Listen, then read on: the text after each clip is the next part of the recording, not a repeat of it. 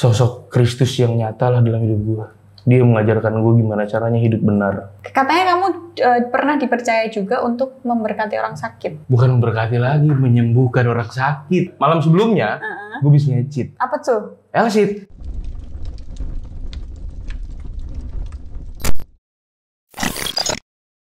Aku lagi nunggu tamunya hari ini, tapi sebelum tamunya datang, buat kalian yang mau beli handphone, jangan lupa beli handphone di PS Store. Oke, jadi malamnya habis terjatuh lagi, akhirnya bilang sama Bang Radit, terus besoknya ikut dia itu yang ngerti. Dia jadi masih ngajak gue, betul. Terus habis jadi translator, gue disuruh ngedoain karena orangnya banyak banget kan.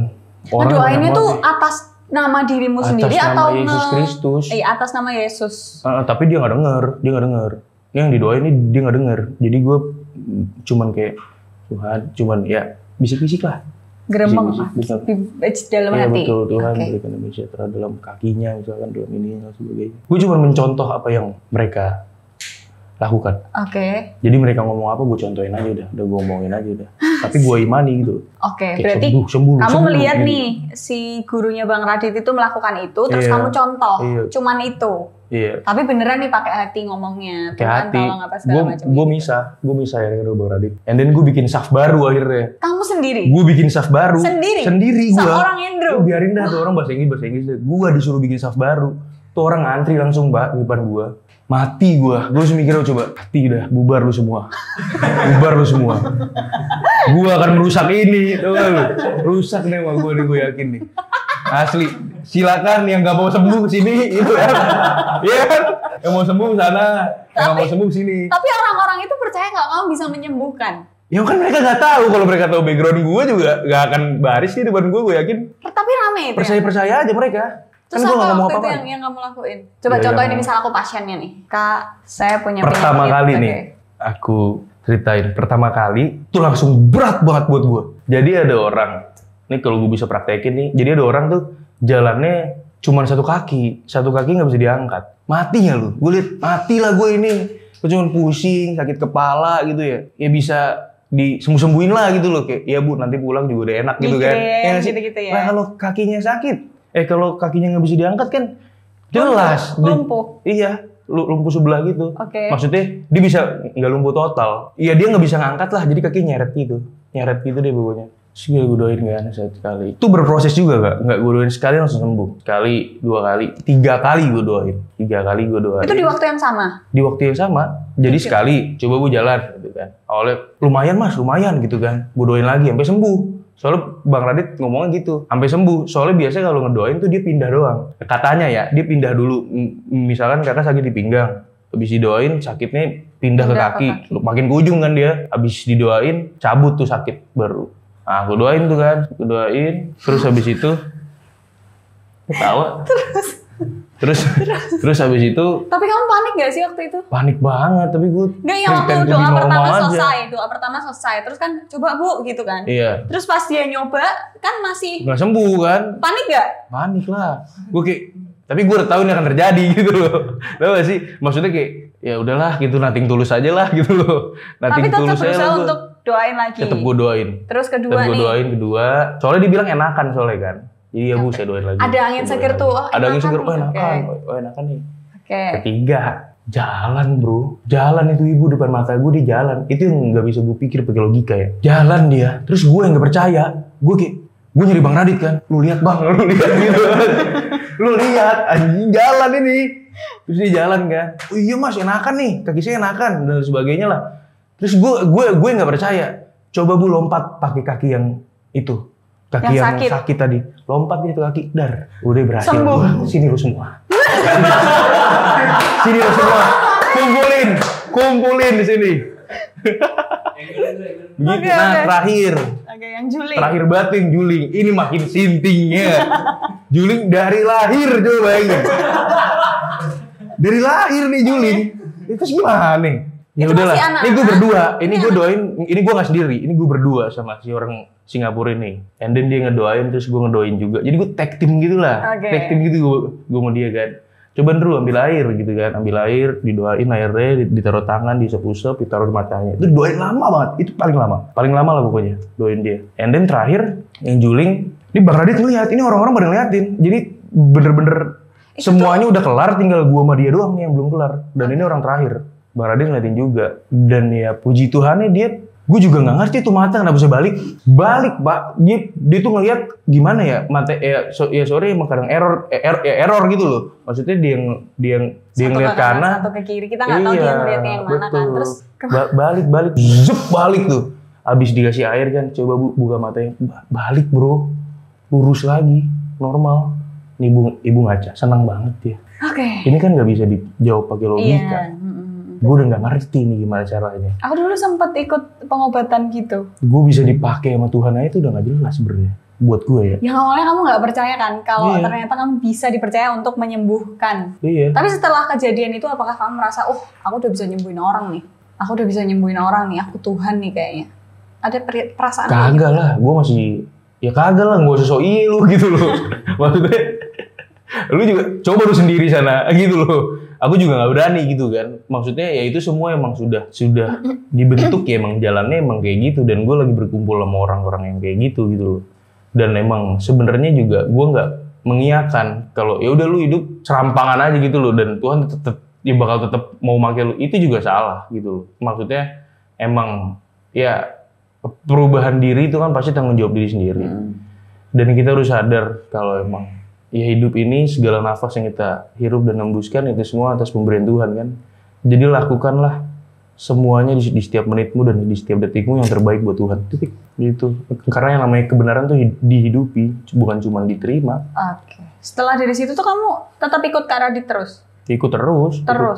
Tapi kalau waktu itu berarti nggak ngerokok, nggak minum atau masih? Oh enggak, di sana gue nggak ngerokok lah. Di sana kan, waktu gue lagi ngedoain terus gue sambil ngerokok gitu. Enggak, udah gila. Ada lah.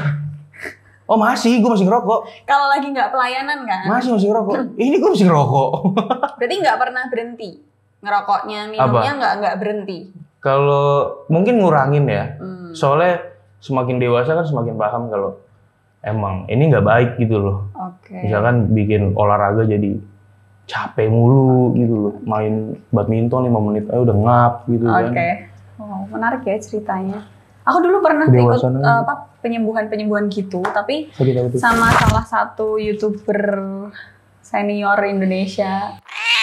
Tahu nggak? Oh tahu dong. Nah dia kan tahu. Kayak ada gereja juga gitu kan, terus ayo Del ikut apa segala macem. Ini nanti metodenya dia tuh ditepok-tepok gitu loh. Oh, dikeretek gitu. Bukan keretek apa-apa, udah gila Anda. Yang ditepok, aku nggak paham itu metode konsepnya, itu spesifiknya seperti apa. Cuman aku akhirnya ke sana. Cuman ada perdebatan di sini ketika aku ngobrol sama Koh Tommy sama waktu itu aku ngobrol sama rasanya beda. Ketika ngobrol sama Koh Tommy tidak menghakimi agamaku sama sekali. Walaupun aku muslim gitu kan, tapi dia tidak mendiskriminasi kayak kamu muslim, kamu begini.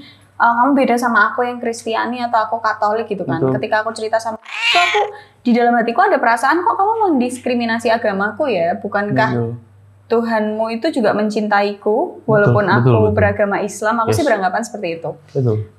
Cara dia ngajak waktu itu juga nggak enak gitu loh. Udah deh Del, namanya kalau perbuatan baik atau niat baik itu pasti ada aja penghalangnya. Karena waktu itu aku nggak mau kan. Karena cara ngajaknya waktu itu nggak enak. So aku nggak mau dia bilang kayak gitu. Akhirnya tak iyain. Itu aku ditepok sih enak ya kayak dipijetin. Terus kayak kalau masuk gereja itu kan ada air sucinya kan, yang buat gitu kan. Nah itu tuh ditetesin ke mata. Padahal itu ada minyaknya. Terus mata lu gimana? Pedih dong. Iya dong. Pedih lah. Terus kata yang terapisnya itu bilang katanya, aku banyak dosanya apa? Pokoknya dia bilang semuanya yang dilakuin terapisnya tadi kalau berasa sakit atau nggak enak di aku berarti bagian tubuh itu yang banyak dosanya. Jangan dikasih minyak nih nggak sakit. Mata lu sini, gitu dah. Iya kan? Pasti dalam hati kayak gitu kan. Ya, tapi kan nggak enak ya, kan nggak enak karena kan mereka tetap cerita ada yang mungkin kayak gitu yang kamu lakukan kan ada yang sembuh, mungkin ada yang cuman enakan nggak sembuh total gitu kan. Dari sana juga ada yang sembuh, ada yang enggak. Tapi endingnya tetap, silakan ke sana ya, beli ini, beli itu, habisnya sekian ratus ribu gitu kan. Waktu di tempatmu yang kamu pelayanan ada suruh beli-beli gitu nggak? Nggak ada gratis kan. Nah ini aku akhirnya disuruh beli ya. Akhirnya Marcel beli patung Bunda Maria, buku, air dan lain-lain. Habisnya berapa ratus ribu gitu. Oke, aku cuma cukup sampai di situ aja gitu kan. Oke, itu menarik ya tentang pengobatan kayak gitu. Nggak cuma ada di Kristen? Kayak Kristen. Enggak, cuman ada di Kristiani tapi di Muslim juga gitu kan. Nah katanya nih kamu tuh dipilih Bang Radit untuk membangun bengkel muda. Bengkel anak muda namanya. Oh, bengkel anak muda. Ada Instagramnya nggak? Ada. Namanya Bengkel apa? anak muda. Oke, ini tulis ya guys. Dulu namanya tuh bengkel putih abu-abu. Karena masih SMA. Okay. Nah sekarang namanya bengkel anak muda. Masih jalan sampai sekarang? Masih bisa jalan sampai sekarang, puji Tuhan. Base-nya di? Base-nya Jakarta. Tapi ini ada di Semarang? Ada yang di Semarang.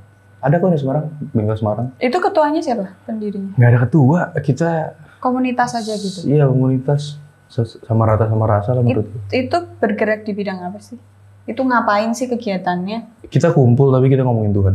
Udah gitu dong. Maksudnya bukan ngejulitin Tuhan ya. Maksudnya kita ngomongin sekiranya misalkan kita ngumpul nih rame-rame sekarang. And then kayak gimana? Kakak lagi ngejalanin proses apa nih dalam hidup kakak? Kayak misalkan gimana 2021 buat kakak? Apa yang kakak dapatkan? Soal hubungan kakak dengan Tuhan. Begitu. Kita ngobrolin tentang itu? Bengkel tuh kayak gitu. Tapi santai. Lu mau ngerokok lu. Kita bahkan dulu pas awal-awal sambil minum. Gue pernah gelar tuh anak-anak lagi pada judi, coba. Hah? Maksudnya Tuhan kan nggak cuma buat orang-orang yang suci ya? Oke, iya. Justru yang paling butuh Tuhan itu siapa sih? Orang-orang gelap. Tapi kadang orang-orang yang suci ini malah jijik ngelihat kita yang gelap. Mungkin panggilanku dan Bang Radit di sana mungkin ya, buat yang gelap-gelap berarti. Itu untuk umum kah atau hanya untuk agama tertentu? Oh umum. Pernah kok ada orang muslim datang. Dan misalnya kita hargai, kita pernah kalau misalnya bengkel di Semarang. Kan pasti ada ayatnya ya. Maksudnya kayak, ini ayat buat kita hari ini apaan ya? Nah kan kita nggak ngerti muslim apaan nih. Gue cari aja udah dakwah. Gue cari aja dakwah terus udah gue omongin aja ke dia.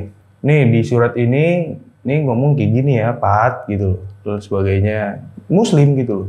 Nggak harus dari agama gue kan. Maksudnya kalau dia muslim ya udah gue akan coba share dari agama lu, dari perspektif agama lu.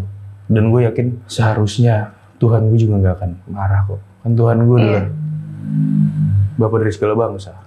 Harusnya ya. Harusnya. Menurutku kalau semua agama memiliki konsep seperti ini tuh kita asik banget hidup. Apa ya, ngomongin agama tuh jadi nggak rasis, jadi nggak saling tersinggung ya nggak sih? Kayak aku sedih loh hatiku dulu dibilang kafir apa ya? Yang waktu aku cerita sama Kak Tommy itu apa? Pokoknya aku dikatain gitu, nggak enak banget kata-katanya sampai anjing. Aku nggak akan membalas kamu dengan kata-kata yang sama gitu. Yeah. Agamaku nggak pernah mengajarkan itu, aku mikir gitu kan. Tapi akhirnya orangnya tak cross check juga pembelaan tuh.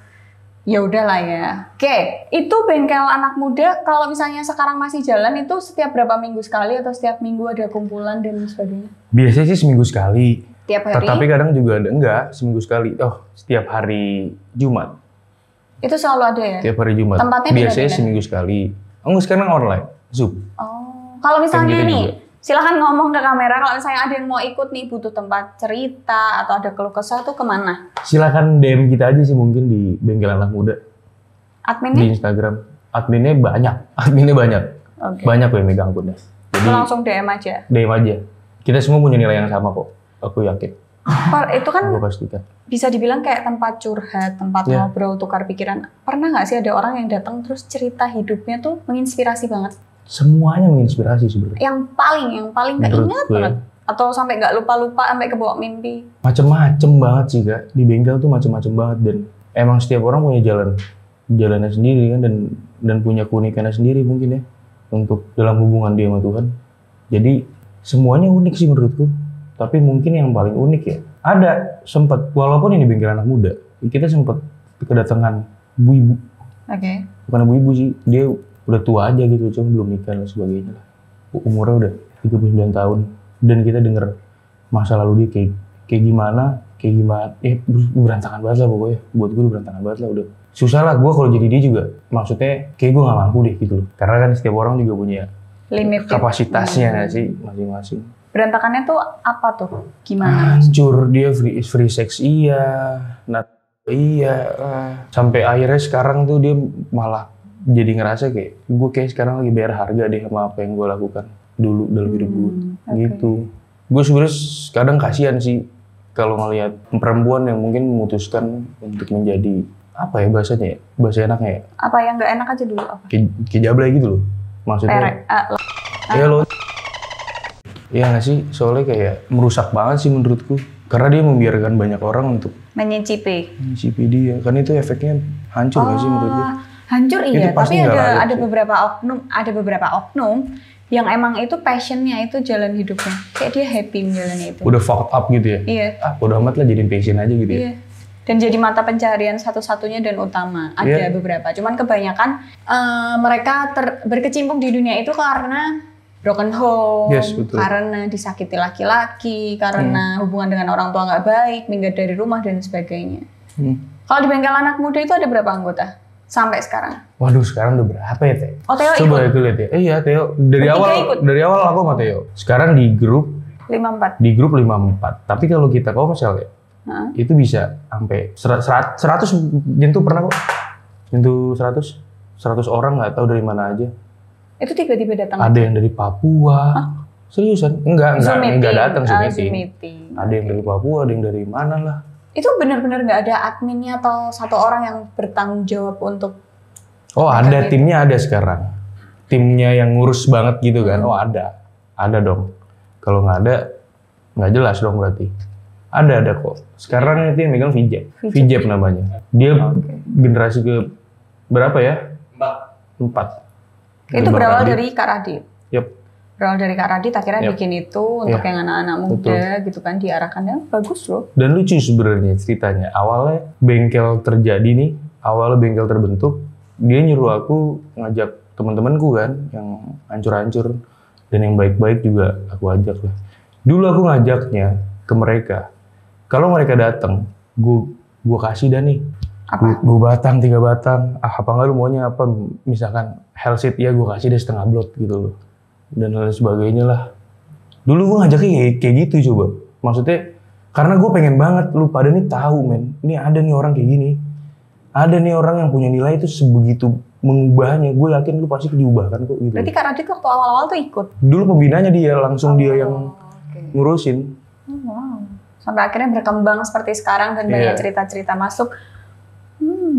Aku sempat dengar yang Kak Tommy bilang katanya banyak banget kan ceritanya waktu itu. Terus Kak Tommy sempat cerita yang cewek cerita kalau aku itu apa hypersex. Bukan di bengkel. Bengkel Kak Tommy bilangnya bengkel. Tapi di bengkel juga ada aja yang kayak gitu. Ada. Tapi ada ceweknya nggak sih atau cowok? Ada banyak cewek banyak. Sebutin namanya ntar sensor ya. Oh iya bener. Apa kenapa? Sesama anak bengkel juga ada yang main. Juga ada kak yang kayak gitu-gitu, maksudnya nggak namanya manusia ya macam-macam gitu kan. Ada juga yang kayak dateng nyatanya malah nyikat anak bengkel yang cakep disikat. Orang kan lagi lemah gitu loh, fragile dan sebagainya. Hadir nih gue nih, hadir sebagai sosok laki-laki gitu. Sini curhat sama aku. Tenang aja sini sama gue. Cewek biasanya masuk di situ. Sini lu main di kosan gue gitu kan, sebagai disikat dong. Terus ada aja yang kayak gitu. Terus ketika ada seperti itu, udah mau diapain, sudah terjadi, segala peristiwa sudah diizinkan Tuhan terjadi kan. Yang harus kita lakukan ya mungkin kita berbicara sebagai teman. Maksudnya yang bener tuh kayak gimana sih gitu loh. Nggak malah kita kayak lu kut lu masuk malah bikin bubar lu gitu kan. Nggak ada kayak gitu. Terus waktu itu apa yang gue lakuin? Tiap ngobrol aja sama orangnya, ngobrol. Dua-duanya, cewek cowoknya? Aku cowoknya, ceweknya yang lain. Nih Bang Tommy yang ngajak ngomong ceweknya. Enggak kan? Iya, itu deh gue. Iya, dia pembina bengkel dulu pada saat itu ya. Belum dia sibuk di sini ya. Orang good dia. Enggak lah, dia juga sering main-main. Kalau main mau kemana kok? Andrew, pulang jam berapa Anda tahu? 12 malam. Emang malam kita ya? Iya, gontai gitu ya. Tapi kok nggak pulang-pulang sih? Masih di Andrew. Kok jam segini? Aku udah kayak mama tau nggak? Bagus apa dong. Gembok aja apa pagernya? Aku udah gitu. Tidur aja sama Kuki gitu kan? Udah pernah kok nih. Udah pernah tidur di luar. Oke, setelah semua ini yang didapat dalam hidup ini tuh kan mukjizat nih. Sekarang punya Burcok, apa yang mau diomongin sama Bang Radit nih setelah semua yang dia kasih? Wah, dalam banget ini. Dia nggak cuma ngomong, tapi dia melakukan, dia mencontohkan semuanya ke kamu. Akhirnya membuat hidupmu yang tadinya tobat Lombok, katakanlah tobat Lombok tuh kayak tobat terus balik lagi, tobat balik lagi, terus akhirnya dipercaya untuk nyembuhin orang. Padahal dengan background seperti itu mungkin orang awam kalau tahu juga, hah masa yang nyembuhin aku seperti itu? Sampai akhirnya di titik ini jadi ikut di dalam, berkecimpung di dalam bengkel muda, akhirnya punya burcok bareng teman-teman. Apa yang mau disampaikan sama Kak Radit? Aku mulai dari ini dulu mungkin ya. Ya burcok mungkin mujizat. Tapi apa yang Bang Radit selalu bilang ke aku, mujizat terbesar dalam hidup ini sebenarnya bukan materi atau apapun yang dunia bisa kasih buat kamu. Betul. Tapi mujizat paling besar yang bisa kita dapatkan sebagai manusia itu sebenarnya perubahan hati. Karena balik lagi kan ke ayat yang tadi. Setelah aku dewasa aku paham gitu. Ya kalau misalkan hati udah bener semuanya ngikut gitu. Kalau bisa ngomong sama Bang Radit, banyak banget sih kayak yang harus diomongin sebenarnya. Tapi ya panjang banget sih, sebenarnya aku bingung juga sebenarnya, mau banyak banget. Kalau ada Bang Radit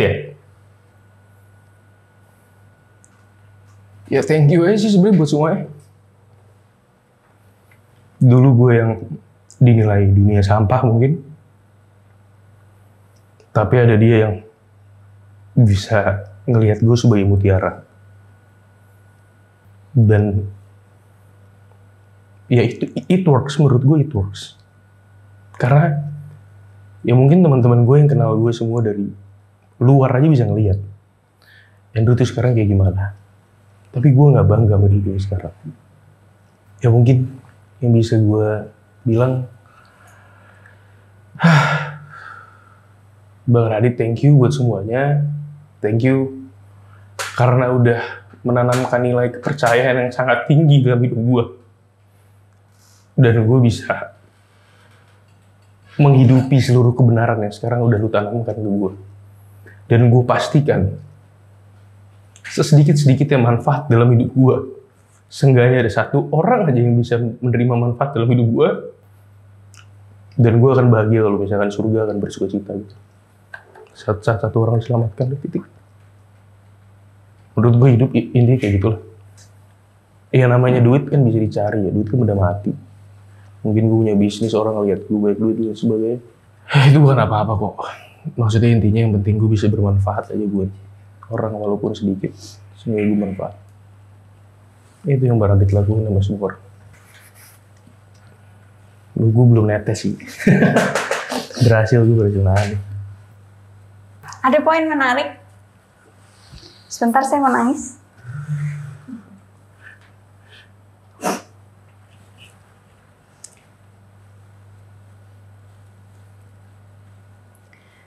Poin menariknya adalah ada satu orang aja yang percaya sama kita.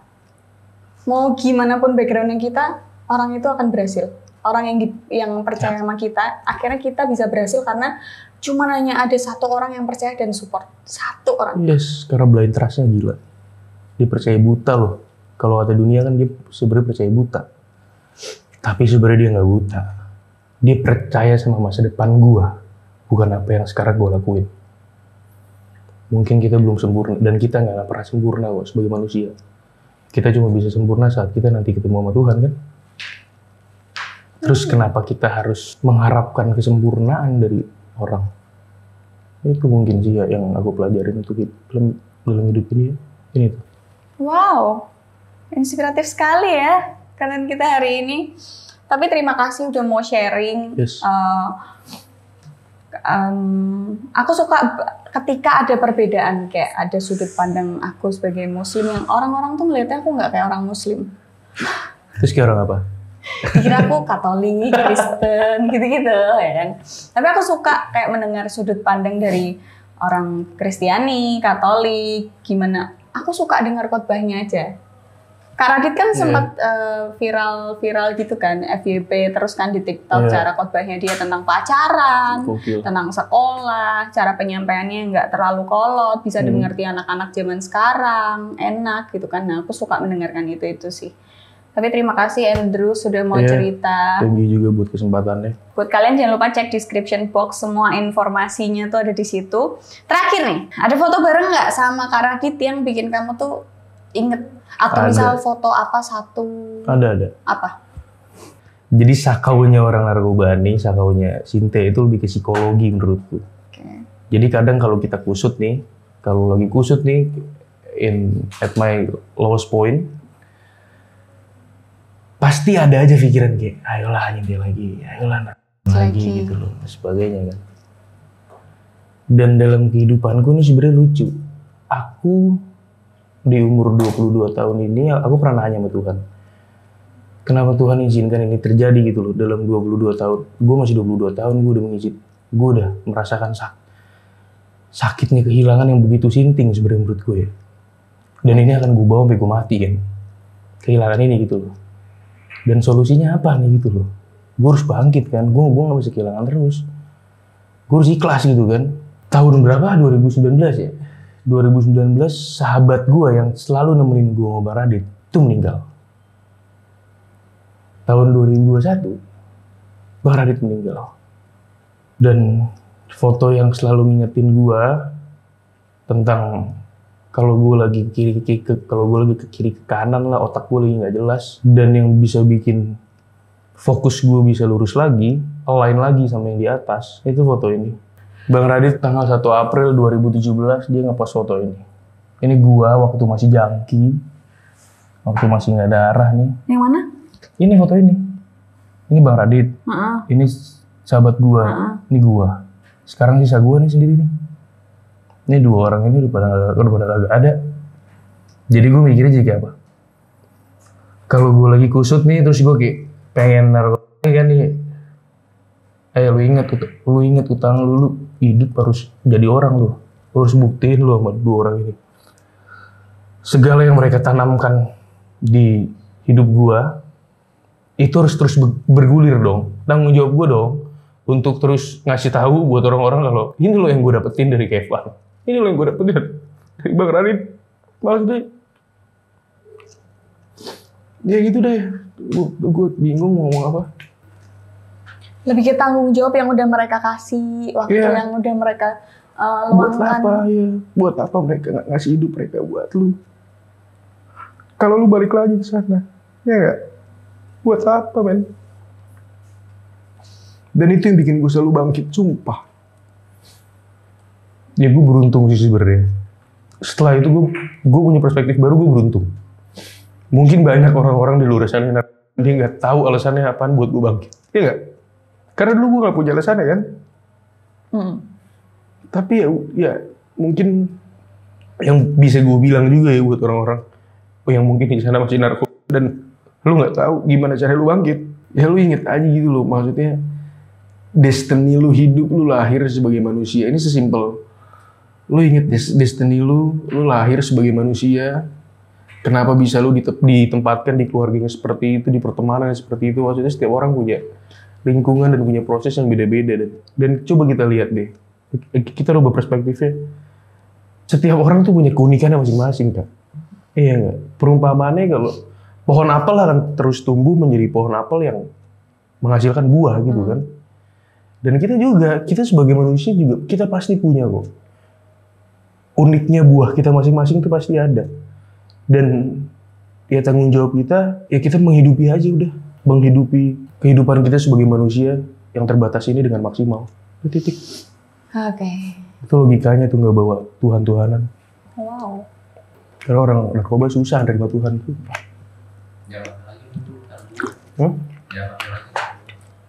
Lalu gue manggil lagi, nah lucunya ya, lu udah gak usah diomongin, ketaker jadi. Kalau pakai lagi misal nih, amit-amit nih. Amit-amit. Ini video kan akan ada terus, Iya. aku bukan tipe yang akan menghapus video kan. Kalau sampai seorang Andrew nantinya pakai lagi dan amit-amitnya ketangkep, Anda akan ngapain? Kalau gue pakai lagi dan gue tangkep ya. Kalau pakai lagi aja, masalah ketangkep itu urusan bapak-bapak lah. Gue bakal ngapain jawabannya? Apakah kamu akan mengingat foto itu lagi? Oh iyalah. Apakah? Bahkan sebelum gue pakai gue akan ngeliat foto ini gue pasti. Saat gue kusut nih, gue emang kepikiran mau pakai. Ini foto sangat menguatkan, sumpah. Karena gue udah melewati itu berkali-kali lah. Ini foto menguatkan banget. secara nggak langsung mereka berdua ngomong sama gue. Semoga nggak harus sampai ngelihat foto itu. Semoga nggak. Iya. Semoga seorang Andrew yang nantinya kalut pun, yang nantinya otaknya lagi ke kanan ke kiri pun tuh nggak ada pemikiran lagi untuk ke arah sana. Amin. Bener ya? Lama-lama kebiasa ya. Iya. Iya. Karena ada, coba temuin stress relief yang lain. Iya. Misal traveling, jahilin temennya, itu nyukur juga rambut penting temennya, banget, kayak ngapain, jahilin orang, mungkin ada stress relief yang seperti itu. Iya betul. Semoga kamu cepat menemukan stress reliefmu. Amin. Dan buat teman-teman di luar sana, ceritanya Andrew ini bisa jadi pelajaran buat kalian ya, apalagi kalian yang sedang terjebak di dunia narkoba ini. Tadi emang sulit keluar dari situ, apalagi kalau lingkungannya nggak kalian tinggal, betul? Bahkan yang lingkungannya sudah ditinggal pun juga otaknya, memorinya kayak masih inget rasanya lah, waktu nge-fly kayak gimana masih inget, bisa balik lagi. Dan tadi yang tak bilang, ketika ada satu orang aja yang percaya sama kamu, kamu pasti bisa. Gitu aja video kali ini. Don't forget to like, comment, and share videonya ke teman kalian. See you next video. Bye.